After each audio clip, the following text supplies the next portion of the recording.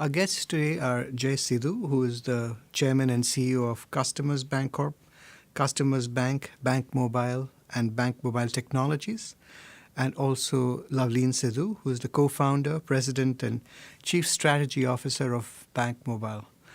Jay and Loveleen, thank you so much for coming today to speak with Knowledge at Wharton. So happy to be here. Thank you. Yeah, thanks for inviting us. Great. So you launched BankMobile, which you call a completely digital bank, almost 3 years ago in January 2015. I wonder if you could talk a little bit in the beginning about how did you assess the state of digital banking in the U.S. and what's the opportunity that you saw for the launch of BankMobile? Yeah, banking, that's a very good question. Banking is all about attracting customers, making the customers feel very good about their relationship with the bank so they become customers for life. So traditionally, banks have used either they built bank branches or they acquired bank branches to acquire customers. And then we obviously noticed that customers are coming to the bank branches less and less and less, and you got to find a way to attract the customers. So we actually created a task force and said to the task force, imagine if you couldn't open a single bank branch. How can you acquire customers? How can you be engaged with the customers so that they say, wow, this is a great experience? And how can you make them customers for life? And Loveleen ended up heading that task force. And from that idea where we said, if we won't disrupt ourselves, then somebody else will. And we don't like to do that. So that's where it all started. And maybe Loveleen can tell you how that idea grew then into where we become America's biggest and fastest growing digital bank today. Yeah, and just to expand upon what you said with a few stats, it's kind of astounding, but people on average are walking into a bank branch 1 to 2 times a year, but they're interacting with their bank on their mobile device 20 to 30 times a month. And then talking about from a business model front for a bank branches are only acquiring 52 net checking accounts a year per branch. Okay, that is not an exponentially growing customer acquisition vehicle. So we were thinking, how can we create a sustainable, low-cost, high-volume customer acquisition strategy? And that's how we were able to really develop BankMobile, and we can talk to you a lot more about the strategy as we go on. Absolutely. Well, why don't we take a step back and look at the mobile banking market in the U.S. as a whole? How do you think it compares to other parts of the world? Because as far as I can see, a lot of the action actually seems to be happening in places like Africa and the U.S., Africa and Asia. How does the U.S. compare to those markets? Yeah, I think that it's been a lot slower in the U.S., and I think it's partly because of the regulatory environment. So it's been very difficult for fintech players or non-banks to enter into the banking space.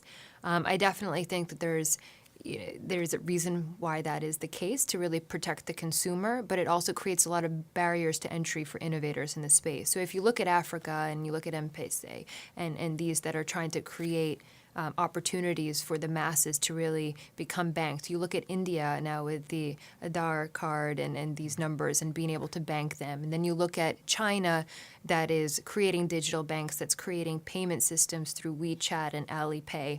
You're absolutely right. But there's also lower barriers to entry in terms of an opportunity for these players to innovate. And I think what's happened is U.S. banking system is built upon giving access to the vast country's population in a local way.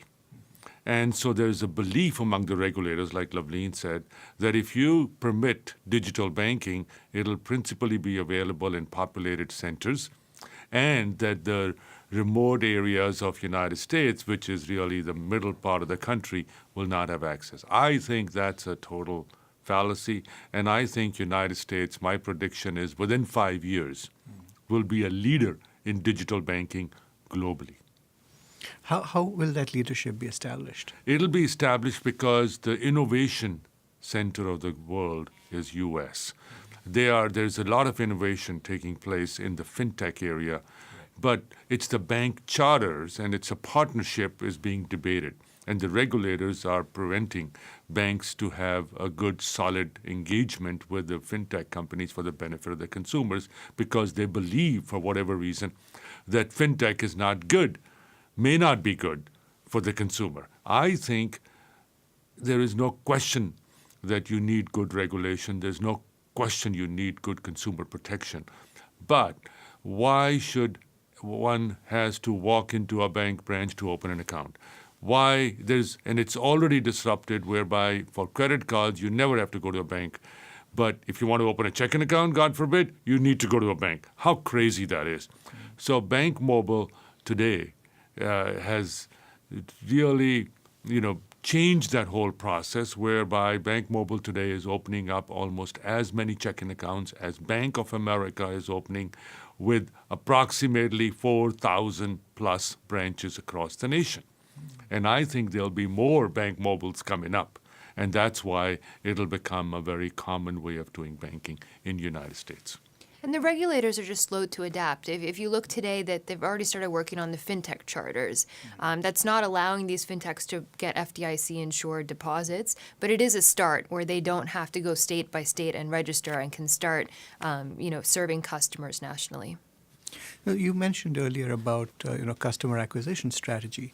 And I think one of the advantages that fintechs seem to have over traditional banks is their ability to engage with millennials. And I was wondering if you have any ideas on how banks can engage more actively with millennials in terms of customer acquisition.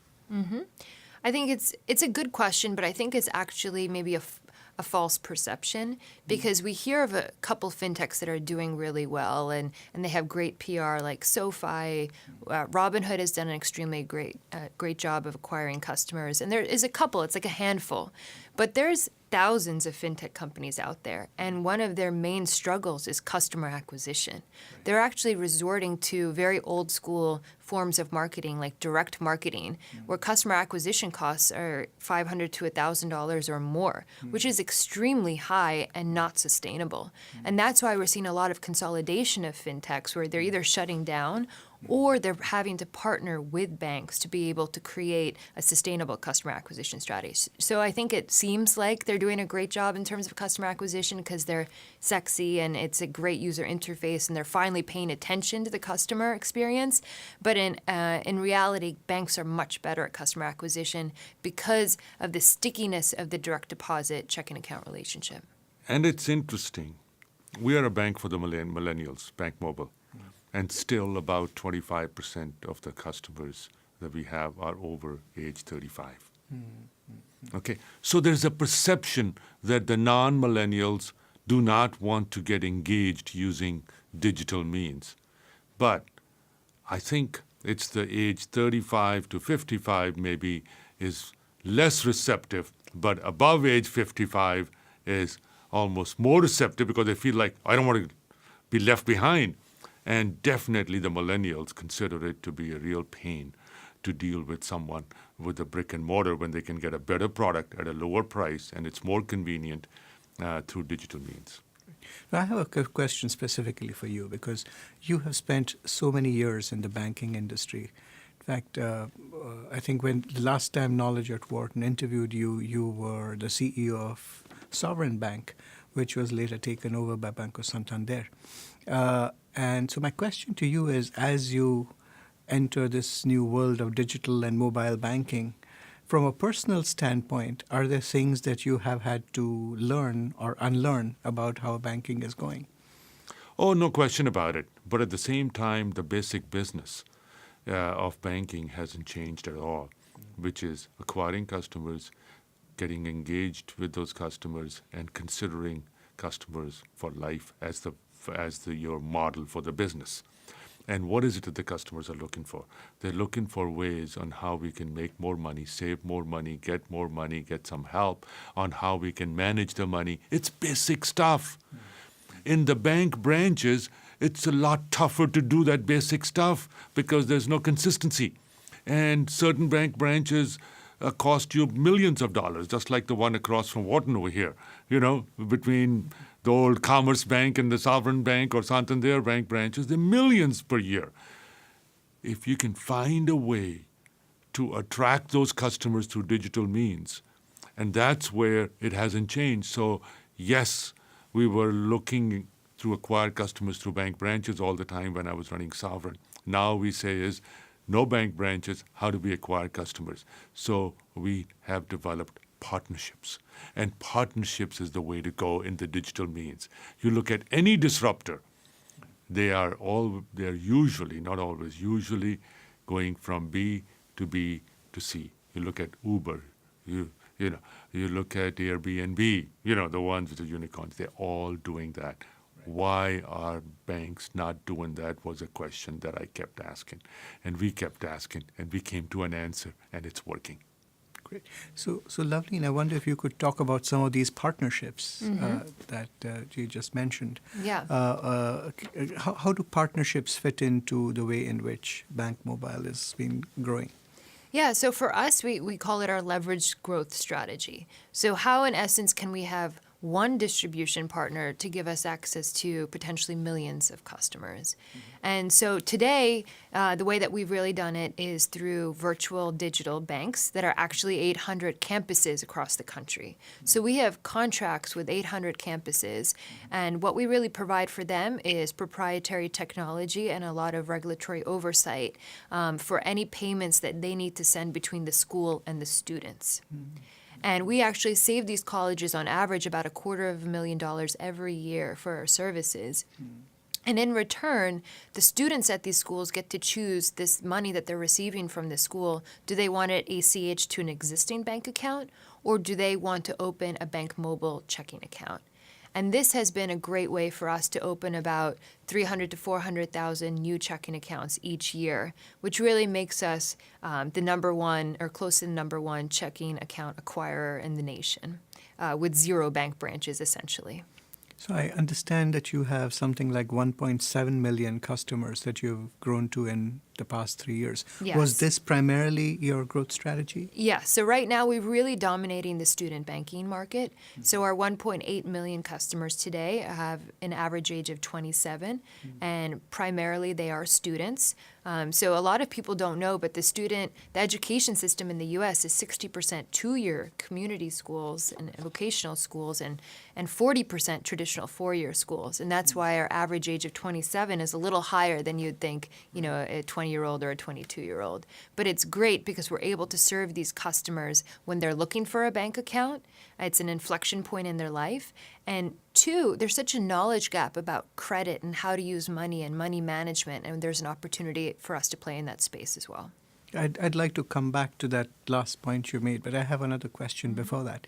And that is, both of you talked about the importance of banks engaging with customers in a way that makes customers, as you said, feel good about themselves.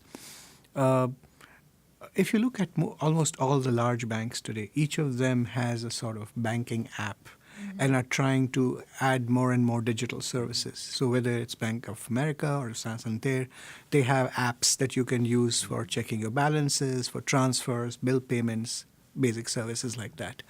How can a mobile-first bank like BankMobile differentiate your offerings from the digital offerings of the legacy banks? I wonder if, how do you differentiate yourselves and position yourselves? Yeah, that's a again good question. What they are focused on is engagement with a customer, and what we've shared with you, the business of banking first is attracting customers, engaging with the customers, and making them customers for life. So they are still totally focused on attracting customers through bank branches. They haven't yet had that so-called Kodak moment. Kodak was the one that developed a digital camera, and the digital camera put Kodak out of business. So they have all these hundreds and thousands of bank branches. They are hoping that the customer doesn't stop going to the bank branches. So they are very focused on making their branches slicker, open different hours, glass around it, stand outside, invite people, or have video screens in the bank branches. Well, guess what? Everybody's walking with a video screen in your pocket. Why would they want to go talk to you in a video, in a bank branch? That's sort of crazy. So they need to disrupt themselves. And the reason they are not disrupting themselves is because of their infrastructure. And they are making money by keeping customers misinformed. And I'll be very specific. Today, the interest rates are such that consumers, as an example, should be getting at least 1% on their savings accounts. And you know what Bank of America and JP Morgan and Wells Fargo are proud of? We only pay 0.05% interest. They're proud of that fact. Imagine a business that says we are so proud that we charge the highest prices, but we give them an app to get it. Well, guess what? We have found a way to attract customers, pay them a competitive price, not rip them off. That is true engagement. All right? Give them the benefit of how do you make more money. And that's why they are either going to have to change themselves or they'll have a gradual death. That is my belief, having been a banker for the last 40 years. And they're realizing this, and the shift is taking place, but at a snail's pace. So if you recently read about JP Morgan launching Fin, and then I think it was Wells Fargo with Greenhouse. So they're trying to create these sort of millennial branded cool names where it will be powered by JP Morgan, so they have some of the reputational credibility behind them. But they're trying to use this as a customer acquisition strategy, the way that we created BankMobile. But it's taken them what? We launched BankMobile like 3 years ago, and now they're finally, piloting these ideas. So they're thinking about it, but it's a slow pace. Yeah. I think within 5 years you'll see at least a 50 to a 75% reduction in the number of bank branches. And I think these banks will wake up, and they have the resources to wake up, and they will be fine, like the Bank of America and the JP Morgan Chases of the world. But Loveleen is so right. They are moving at a very snail's pace. Bank of America closed 20% of their branches last year. What will the bank branch of the future look like? Bank branch of the future will be where people are working out of there, okay, to interact with their customers in the main segment, and they don't expect a single customer to walk in, but the customer will see it just in case they ever need to walk in. They can walk in. It's not going to be the most expensive street corner. All right? It could be on the 15th floor. I'll give you an example of Customers Bank. Customers Bank has a branch at 101 Park Avenue in New York. It's on the 11th floor. Okay? Has $1.8 billion in deposits. That by itself is in the top 50 banks in the country in size. And it's on the 11th floor of a building. Imagine. That is so much more efficient than all these little branches all over the place in the streets of Philadelphia. It's happening. They haven't woken up yet, So let me ask you, coming back to BankMobile, you have, I believe you're spinning off BankMobile and merging it with Flagship Community Bank. What are your goals for doing that? Yeah, so for us, so we basically have a regulatory sort of arbitrage that exists today because 70% of our non-interest income is coming from what you call interchange revenue. That is when someone swipes their debit card or their credit card, but here specifically we're just looking at the debit card. Being a bank under $10 billion in assets, which is what Customers Bank, our parent company, was when we started our partnership, we were able to leverage as much of this interchange revenue as we possibly could. But under the Dodd-Frank, it's part of the Durbin Amendment, banks that are over $10 billion in assets make about 4 or 5 times less in interchange revenue. So for us to protect our growth and our future opportunity, it really makes sense for BankMobile to be able to, again, be part of a banking institution that's under $10 billion in assets. And so we have a lot of room for growth. And you can give a Customers Bank perspective. Yeah. We don't like to charge fees. We like to have tremendous engagement. We think in the technology model, okay, you got to be able to have a very low-cost operation. And the only way, like Loveleen said, that we make money right now is when our customers swipe their cards. So today we are making about $45 million a year just with customers swiping their cards. If we wouldn't spin off BankMobile and make it a little baby bank again, then that 45 million will go down to about 30 million. And that 15 million will have to be recovered by charging fees, which is not a part of our model.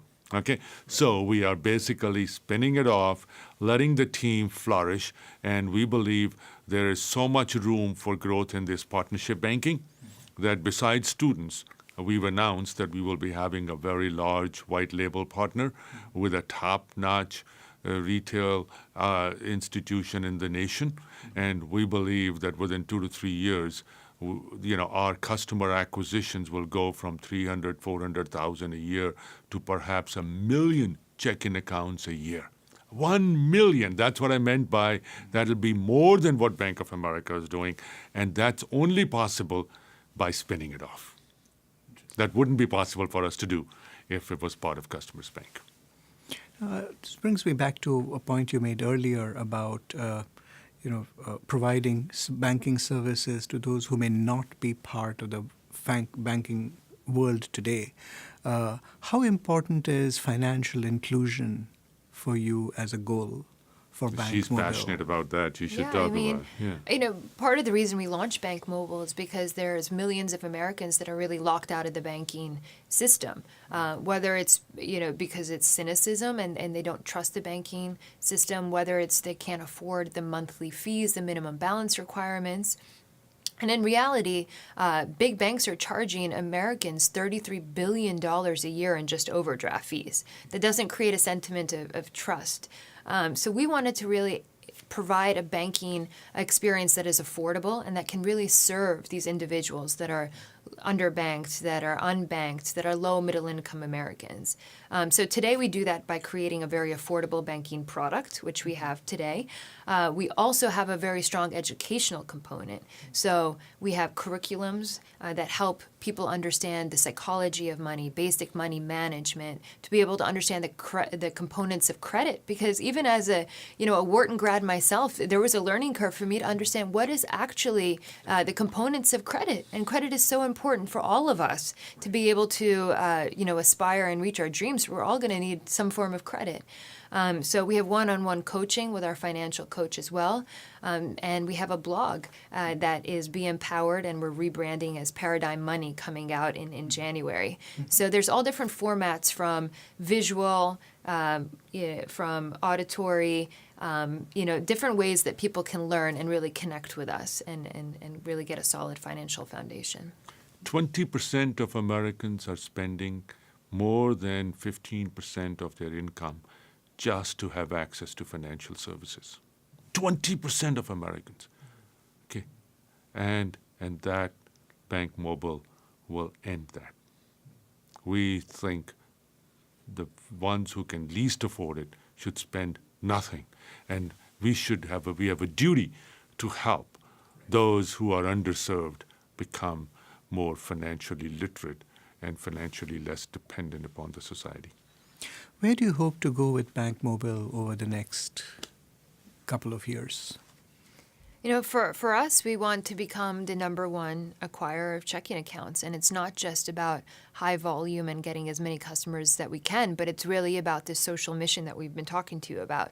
There is 65 million Americans that are unbanked and underbanked. There's such an opportunity to serve these customers and provide them with the financial foundation they need to really reach their dreams.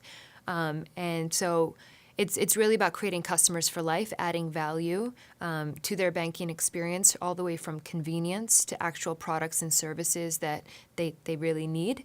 And I hope that in the process that we serve our customers, we also have 220 employees to be able to impact their lives in beautiful ways and be able to expand their lives professionally, personally. Our shareholders, we hope to really grow BankMobile in terms of a very profitable endeavor over the next 3 to 5 years, which should be an awesome opportunity for our investors and the communities that we serve. So we're really excited about the opportunity. Yeah. I think we are doing good and at the same time doing really well. And those kind of opportunities exist using technology. I've been in, like you said, in the banking business for 45 years. This is about the most exciting times I have ever been in the business.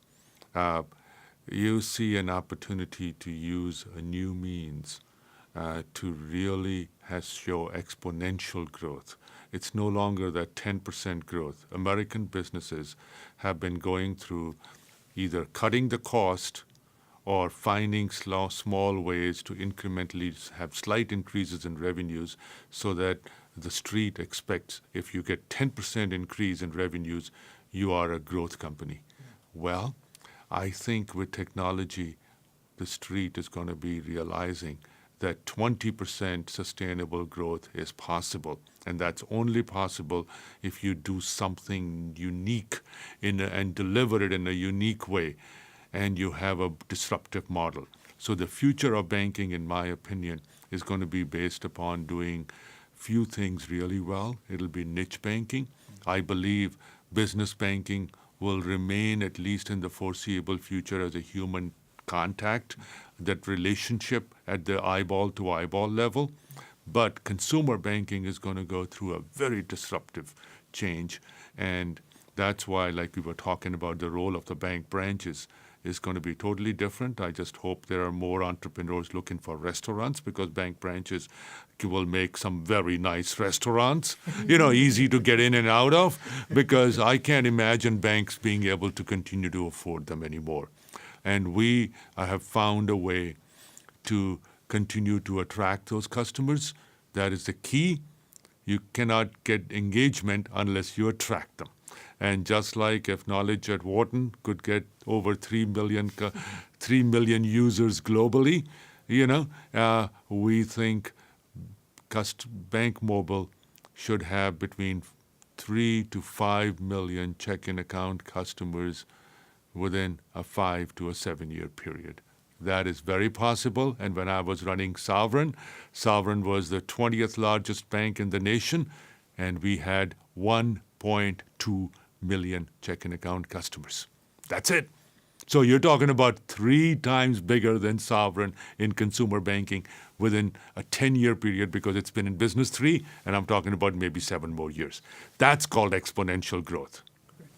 Well, thank you both very much for speaking with Knowledge at Wharton. It's been great to have you here. Thank you so much. For more insight from Knowledge at Wharton, please visit knowledge.wharton.upenn.edu.